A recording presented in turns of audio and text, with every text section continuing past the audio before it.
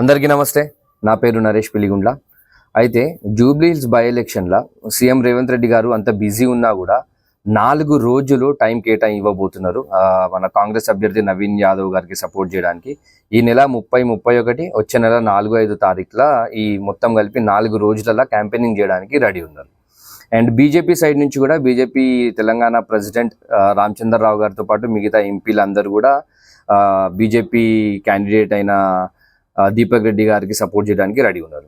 అయితే ఇక్కడ మన బీఆర్ఎస్ అభ్యర్థికి బీఆర్ఎస్ బాస్ కేసీఆర్ గారు గ్రౌండ్లోకి వచ్చి క్యాంపెయినింగ్ చేయబోతున్నారా లేదా అనే క్లారిటీ ఇంకా ఎవరికి లేదు.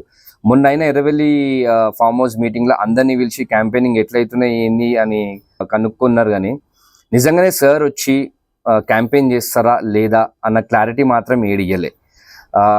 సార్ మీ సీట్ మీరు రీగెయిన్ చేసుకోవాలి అని అనుకుంటే నాకు తెలిసి మీరు ప్రత్యక్షంగా వచ్చి క్యాంపెయిన్ చేస్తేనే పాసిబుల్ అవుతుంది అని అనుకుంటున్నాను నేనైతే. అండ్ ప్రజలు కూడా అదే అనుకుంటున్నారు. సో మీరేమనుకుంటున్నారు? బీఆర్ఎస్ బాస్ రావాలా, క్యాంపెయినింగ్ చేయాలా, లేదు అంటే కేటీఆర్ గారికి హరీష్ రావు గారికి మాత్రమే బాధ్యతలు అప్పగించాలా? కమెంట్లో చెప్పండి.